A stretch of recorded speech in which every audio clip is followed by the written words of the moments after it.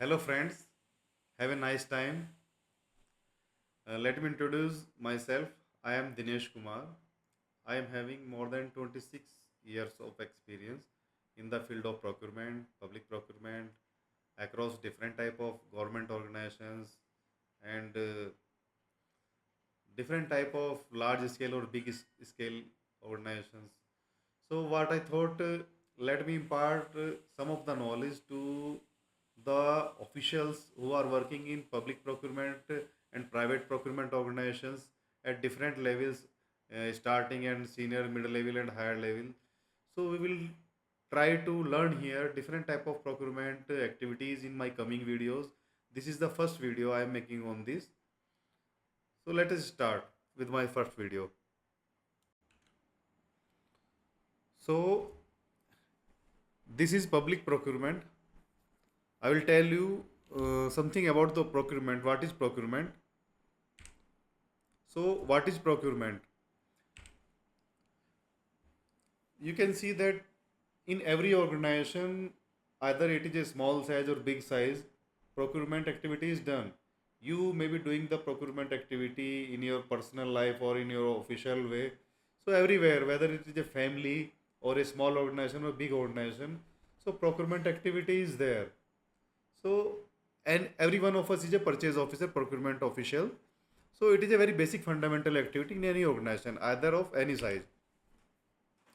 It is an end-to-end process for acquiring goods and service or works from external sources. So, through this process, we acquire goods, we acquire services, or different type of works or other services. So, under the procurement process. The procurement includes identifying needs, what is your need, what you require for your organization or your own needs, and the next is from where to source it. If you find out a source from, you have to negotiate with the supplier that at what price you will be selling to me, and then you purchase it. After purchasing and issuing an order to them, you receive the material, and after receiving the material, you check the material whether the material is as per the supplied, as per the ordered item, or whether it is not meeting to your ordered quality. So if it is meeting to your ordered quality, you accept it, otherwise you reject it after inspection. Then then you make payment to their invoices, and after that, after sale service and managing vendors and suppliers, while cost saving and reducing time and building a good buyer seller relationship, this all comes under the definition of procurement. So let us find out what is the difference between the public procurement and private procurement. see See few points here. Under public procurement it is regulated, and in private procurement it is not regulated. So there are certain set of rules by which the public procurement is being done, and in the private procurement there is no set of rules. You govern with the rules of your organization for which you are making procurement. One more difference is there. You can see that principles of public procurements are there in the public procurement. Certain principles are there, but in the private procurement, you are free to adopt your own procurement strategies depending upon your requirement. This is a difference. Modes of contract in the public procurement is generally the competitive bidding, and in the private procurement, it is by negotiation. They do negotiation and they place purchase order, they buy the materials. But in the public procurement, it is competitive bidding. So public procurement, you see that it constitute approximate 13 to 20% of GDP of worldwide. So it is a considerable amount of the GDP. And if you say it in the context of Indian GDP, so it goes approximate 20%. So you can see it is a very important activity because a considerable amount of GDP is being spent on it.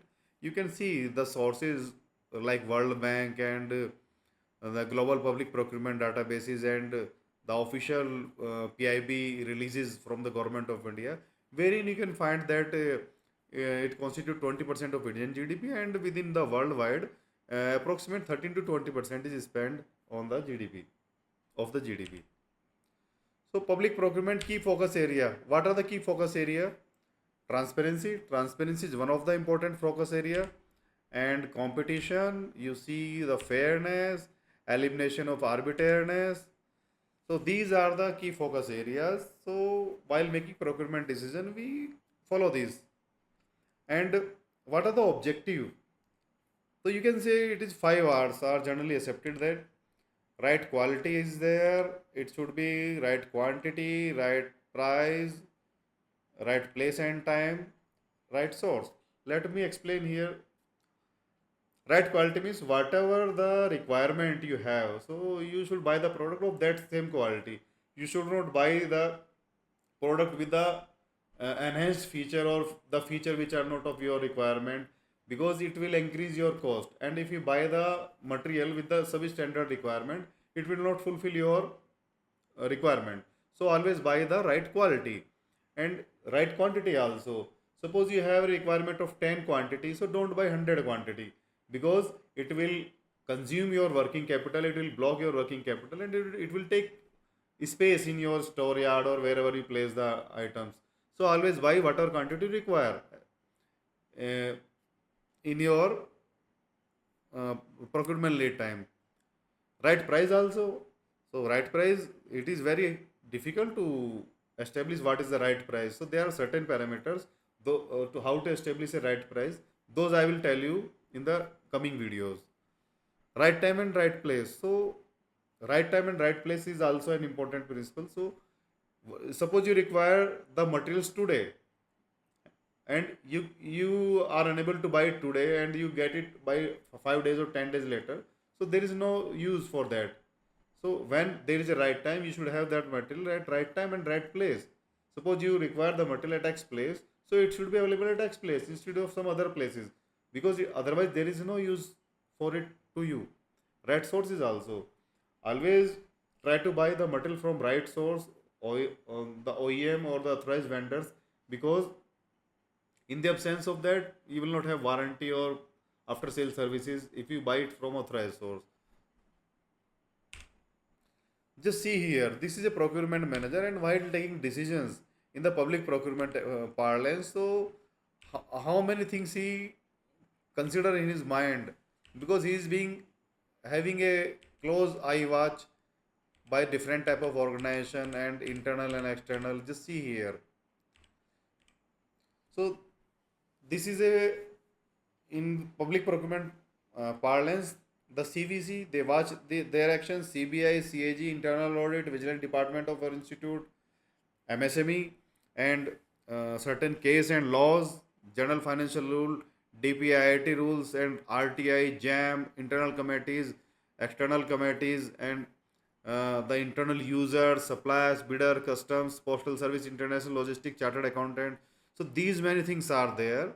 So while taking decision, the procurement official considers these all things. So this is just a brief idea I have given to you about public procurement and the difference between the procurement and public procurement. So we will learn more details in coming videos. So I hope you will have a general idea by this. Thank you. Thank you for watching.